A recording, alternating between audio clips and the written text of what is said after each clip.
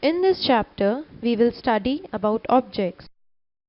An object has often been described as anything that occupies space on the AS400 storage. There are more than 80 different types of objects on the AS400. Each object is identified by its type. You have libraries, files, programs, commands, and user profiles. There are also other object types which may not be so familiar, such as job descriptions, subsystems, job queues, message queues, and output queues. An object is identified by its name, its object type, and a library name. We will see more about identifying objects in a little while. An object also contains an object description or object header that identifies various attributes of the object, such as when the object was created, when it was last modified, who is the owner of the object, when the object was saved, when it was restored. All the IBM supplied objects that exist on the system begin with the letter Q. Also, we can use generic names to access the object.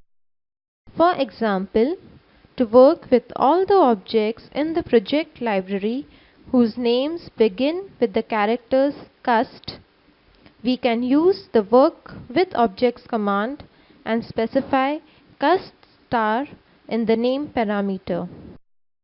The display object description command can be used to view the description of a particular object.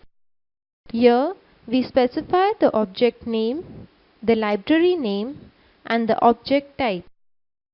We can work with these objects using the various CL commands that are available. We shall see how this is done in the chapter on CL commands. Let us now look at libraries. An AS400 library is an object whose type is star lib. It provides a very efficient method to organize objects into groups. Whenever an object is created, it is associated with a particular library. The library does not actually contain the object but contains a reference to the object that includes the name of the object, its type, and where it is located on the auxiliary storage. An object can be placed anywhere in the storage. A library contains references to other objects, but it cannot contain a reference to another library. However, there is an exception. The QSYS library is a special library that can contain other libraries. Some AS400 objects, such as user profiles, can only be located in the QSYS library. As we had said earlier, an object is uniquely identified by a combination of object name, library name, and object type. Hence, two objects in the same library can have the same name, provided they are not of the same type.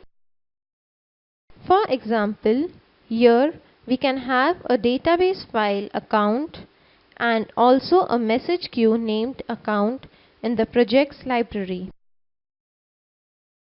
To access an object, we refer to the object by name.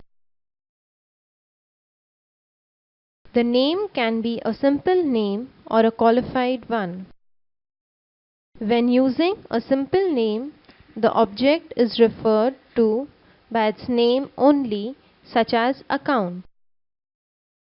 In the case of a qualified name, the object is referred to by a combination of its names, as well as the name of the library to which it belongs, such as projects or account. Let us see how the system locates an object on the AS400. When we use a qualified name to reference the object, the system will only look in the specified library for the object. When a simple name is used, the system will have to search for the object. But rather than have the system search all the libraries, we can specify a list of libraries that are to be searched.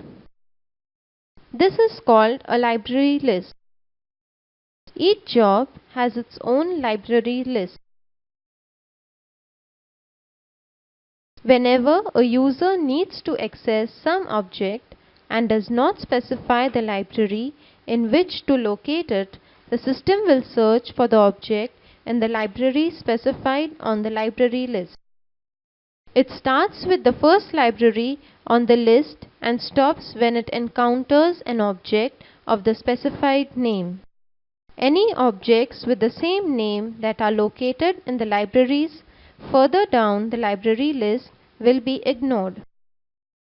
To access these objects, you will have to use a qualified name. Hence, you should always take care to ensure that the libraries on the library list are in the proper order. The library list consists of 4 parts. The first part consists of the system libraries that contain up to 15 libraries needed by the OS400. The system value QSYSLIBL defines the libraries that are to be placed in this part of the list. The second part consists of the product libraries and lists the libraries required by the various products such as QRPG required by RPG 400. The third part of the library list is the current library.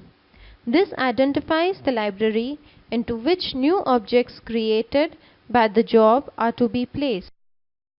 The current library is always placed after the product libraries. Hence, this is always the first user library that will be searched when an object is required. The last part of the library list will contain the libraries required by the user. Some IBM supplied libraries will also be included in this part, such as QTemp, which is a temporary library created for each job when it is started, and QGPL, which is a general purpose library. When we do not include a current library on the library list, all newly created objects will be placed in the QGPL library. We can also specify that only a certain part of the library list is to be searched by using one of the following predefined values in the library name parameter of a command: *current library, in which case the system will search only the current library; *user library list, to search only the user portion; *LIBL, to search all the libraries on the library list; *all, to search all the libraries; *all user, to search all the user libraries. There are various CL commands that can be used to work with library lists. The display library list command can be used to display your job's library list. The add library list entry command can be used to add an entry to the library list. Here the position parameter can be used to specify where the new library name is to be placed. The remove library list command can be used to remove an entry from the library list.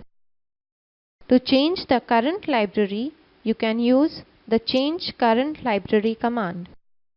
Also, the edit library list command can be used to modify the user portion of the library list. You can add or delete library names as well as change the sequence of the libraries on the list. The change library list command can be used to replace the libraries currently on the user part of the library list with a new list that is specified with the command. You can also change the current library using this command. This completes the chapter on objects. In this chapter, we looked at the AS400 object. An object is the basic entity on the AS400 on which operations can be performed. We also saw how objects can be organized into libraries. We looked at how an object can be accessed using a simple name or a qualified name.